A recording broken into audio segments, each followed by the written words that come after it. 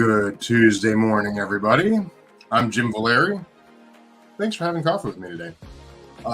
Today, if you are around, do yourself and do me a favor if you would, and go check out the link I just posted.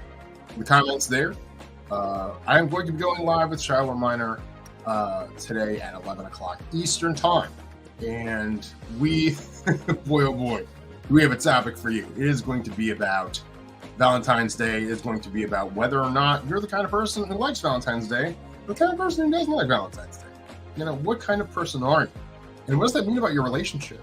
You know, we're going to dive into it. We're going to get a little bit into the psychology of what it means to celebrate Valentine's Day. Because at the end of the day, all right, if you celebrate it, you're chilling with Valentine's Day, great, cool. But is it the thing that you hang your hat on? Is it the thing you hang your relationship on? If someone doesn't engage with you on Valentine's Day and you get upset, what does that mean? So we're going to dive into that a little bit later on this morning. So please feel free to go check that out. I'm going to try and stream it here on my stuff. We haven't quite figured out the technicals of that, but I'm hoping to get it streamed up here as well. So hopefully that'll work out for you. So anyways, today's going to be a very interesting day. As I was trying to figure out what the heck I was going to talk about today, I kind of looked through my stuff and I'm like, what? Oh, this is kind of an interesting word. But we're going to roll with it because it's got a funny story associated with it. And the word for today is metacognitive. All right. Now, if you don't know what the word metacognitive means, well, I'll tell you the story first and I can tell you what it means. All right. So I was at this CEU training years ago. All right. Now, if you don't know anything about being a therapist, if you are a mental health counselor, you need to do continuing education units. You've got to do extra education. Then you've got to make sure that you are on top of what's going on in the psychology field. And a lot of this is like where EMDR shows up and other things, tapping, all the new sort of things that are coming out in psychology. You have to go to these trainings to learn about. So I went to this one, and there was this guy there who's awesome. All right, he is a fantastic doctor. He cares a lot about people, but he is really, really brainy. Okay, and his topic was the metacognitive dialogical process. I'm going to say that again in case you missed it. The metacognitive dialogical process. And I'm sitting there all like, man, what the heck does that mean? And I'm just like looking it up on my phone. I'm just kind of like meta. You know, I used to play card games. What's the meta in a card game? Well, it's what's going on right now. Okay, what's going on right now? Cognitive is what's going on in your brain, right? Okay. And then dialogical, well, dialogue's in there, right? So dialogical. So what you're talking about. Okay. So really what you're saying is you're talking about what you're thinking about in the moment. And that's what metacognitive is. What you are thinking about in the moment. I find a lot of guys have difficulty sometimes talking to their wives about what metacognitive means. Okay, what or really what it is that they are doing. Okay, to be able to talk to their wives in the moment. All right, so like a lot of them are like, man, how do I even talk to this person? You know, it's really weird. Like if you think about it, okay, you marry somebody, right, and they're like the closest relationship you'll ever have to a human being, hopefully. Right? You have kids with them. You engage in these processes that you really don't engage with other people. And then at some point, you hit this point where it's like really hard to talk to them. And what the heck is going on there? So this is kind of the crux of a lot of the problems I run into as a therapist and as a coach, where people they have difficulty talking to their spouse about things that are important to them. So how do you talk to your spouse about what you're thinking about in the moment? And I think that there's a few ways to do this. Number one, you have to start reading the room. You know, we've talked about this before. Like, take a look at your spouse, kind of say, hey, you know, are they in a good place to hear what I'm talking about? So really, this involves a little bit of empathy, right? And if you don't really care how they're feeling, you're just going, wow, you're just kind of talking about whatever you're thinking about. They're not really going to listen. Okay. So we got to take a step in and kind of say, all right, how do I get metacognitive here? How do I get dialogical? How do I talk to this person about what I'm thinking about? And so, number one, you have to read the room. Number two, we have to kind of gauge what sort of topic we want to bring up. Like maybe it's something like Valentine's Day, right? Like if you're going to make reservations for Valentine's Day, by the way, pro tip, if you're going to do that, like do it now, okay?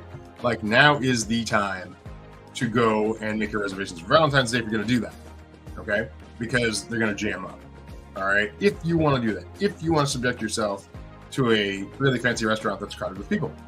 Anyways, but if you want to bring up a topic like that, right? How do you know, you're looking at the person's emotional state and you want to bring up the topic. So maybe you bring up something like, okay, maybe kind of say, hey, what's going on? How, you know, what you been up to today? Or, hey, I thought it'd be really great to go out on a date for Valentine's Day. Or, hey, I thought it'd be really great to go on a date, period.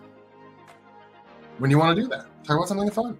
You know, you got to start light. If you're having this sort of distancing communication problem, you really want to start out light. You don't want to start too heavy, because the relationship has been strained so much by a lack of conversation that talking heavy will kind of like enhance that, if you will. So we have to be careful. We have to sort of be sure that we want to foster the relationship. We want to foster that communication. And we really want to reward that person for talking to us. So step 1, read the room. Step 2, talk about something light. Step 3, reward the person for engaging in conversation with you. Hey, thanks so much for talking to me. It was really great. Like, it was really good. Like, man, I've missed you a lot. You know, you're a really great person. You're a really good mom. You're a really good whatever, you know. And pro tip for guys, be sure to tell your wives that they're doing a good job. Okay, this is something I've talked with Shiloh about in the past. Be sure to tell your wives that they're doing a good job somewhere, because in many respects, being a mom is a thankless job. Now, sometimes working is a thankless job too. I get it. All right, but you know, they say flattery will get you nowhere. Flattery gets you somewhere. All right, and I'm not encouraging you to try and do flattery to get what you want. It's more along the lines of practicing kindness. It's more along the lines of saying, hey, you know what? You're doing a good job, and you might be the only person in their life that's telling them they're doing a good job. Okay, so it is important, especially for us as men, to go and say, hey, you know what? You're doing a fantastic job. You're doing good. You're raising these kids. You're doing awesome. Hey, you know what? I know you're killing it with your career. You're killing it with kids. You are doing a fantastic job, and I'm really proud of you, and I'm grateful that we're married. I'm happy that we're married together.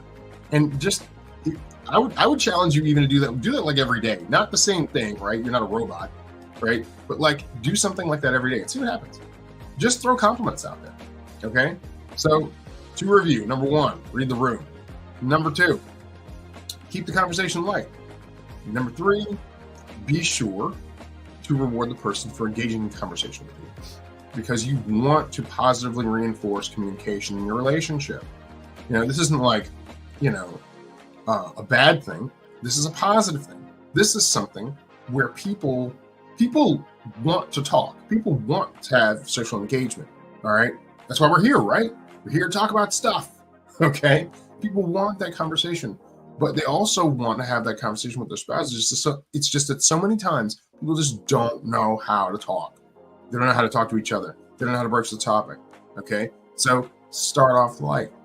Okay. And be someone who's giving if you don't have it to give. So here's the other side of this coin. If you don't have it to give, that's okay. All right. Work on yourself. Get to a place where you can. Maybe you can't compliment somebody because you don't even feel good about yourself. You got to start there. Okay. Pick 3 things that are good about yourself and acknowledge those things. Sit down with a pen and paper. Write down 3 good things about yourself. All right. And then while you're at it, write 3 good things about your spouse. Okay. Why? Because so much of our lives, I talked about this yesterday, like 60% of the stuff we talk about is all negative. When we're dissociating, we're driving along, we're cruising through our day, we're thinking about stuff, it's negative. We need the positives to counteract that. And we especially need that from our spouse. It's really, really powerful when you can sit down, have a conversation, and sort of feed into them and say, hey, you know what? You're doing great. You're doing good. People love to feel good. Okay? I swear I'm going to make a hashtag. FGHGT. Feeling good? Having a good time. Feeling good? Having a good time. You watch those little, you know, teenagers will pick it up and say they did it first. But you heard it here first. Feeling good, having a good time? That was me. Anyways, people like to feel good and have a good time. So work that angle, okay? Like encourage that. Go and communicate and say, you know what? I'd love to have a good time with you. Start there. Build that connection again. If you're sort of estranged from each other in that way, build that connection. And then eventually get to a place where you can do metacognitive dialogue. Eventually, once you start engaging and having positive communications, then you can start saying, hey, you know what? Here's what I'm thinking about. And especially as men, we have to be very careful with this because we have to work through our own problems and tell our women about them in the past tense. I've talked about this before, but I'll say it again. Women have a lot that's going on in their lives. They're spinning a lot of plates, okay?